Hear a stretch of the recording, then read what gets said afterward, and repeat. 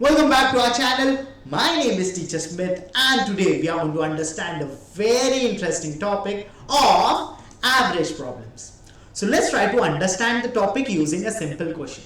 Here we have a question and it says, a group of students had an average of $10. 3 students with a sum of $57 joined the group and the average amount of each student increased by $3. How many students were there in the group at first? So if you simply read the question, it's based on averages. And we all know how to calculate average using a formula. But it's concerned about numbers. So the formula becomes number is equal to total number divided by average. The question has not given me individual money. So finding out total number is impossible here. So the best thing that we can do is, it's a word problem and usually we try to represent using models. But since it's concerned about number of students, the other way that we can represent the question is using a bar chart. So let's simply draw a bar chart to represent the question here.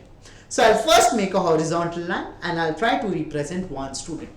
But the question says it's a group of students. So I have other student, ... there are many. So I'll represent this as group of student. The average of this student is $10. So I'll mark it here as $10. The next part says 3 students with a sum of $57 joined the group. Now the sum of their money is 57. The question is about average. How about we convert this information into averages so that we can compare their numbers. Now, for 3 of the students, if I want to find out the average, it's nothing but total divided by the number. Total is 57, number is 3, just divide it to get the answer, that is 19. This means for each of the student, it's just $19. So I'll try to represent it using our bar chart.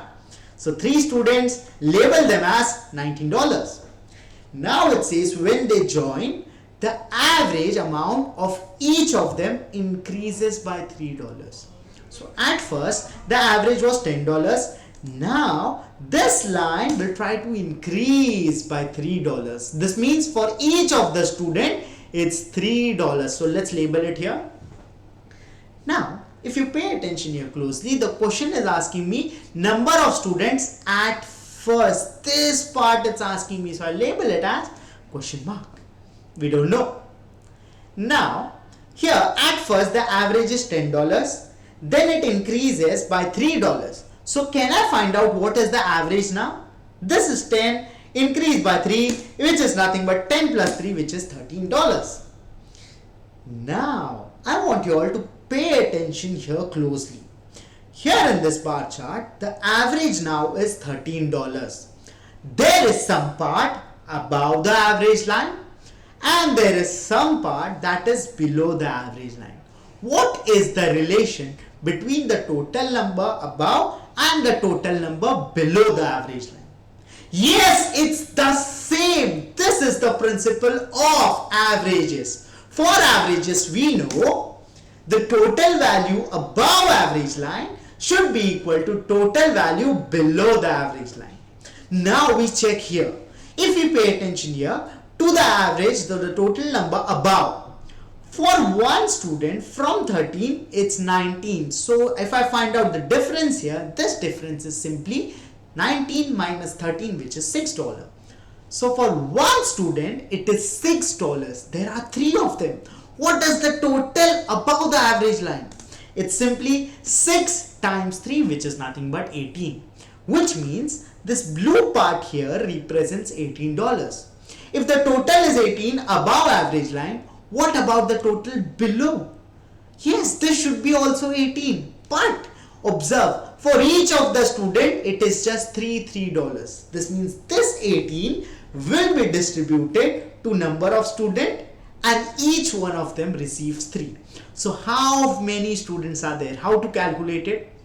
Yes, it's simply 18 divided by 3, which is nothing but 6. This means the 18 will be distributed to 6 of the students.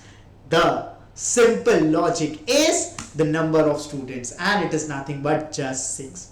So here in this type of question about average problems, there are two of the important things that we can understand. The first thing is to represent any of the question. Here to represent the condition we used simply by using a bar chart. Usually we try to make a model out of it, but since it's concerned about number, you draw a bar chart.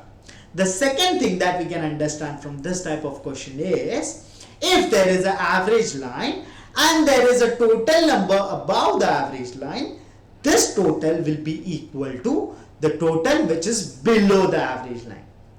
Now there is a simple term that I use to represent it.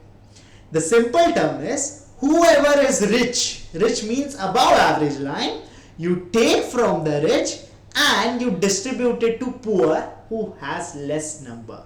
This method is also called as rob the rich method, and the application is you take from more and you distribute it to less. So these are the two things that you remember when the question is based on averages and it's asking you numbers. Now there is a practice that I have prepared for you. You simply use these 2 points to solve this question. You can have a look. After solving it, if you get the answer, you can comment down your answer below this YouTube video. I'll help you to check it. Now, if you have any doubts or you want to answer any question, you can simply scan the QR code. It's my personal WhatsApp number. You can contact me directly on my WhatsApp. And to follow and get more knowledge about PSLE P5, you can simply scan the QR code to subscribe to our channel for interesting updates. Now for now, I am Teacher Smith signing off right now, but I'll see you in the next video.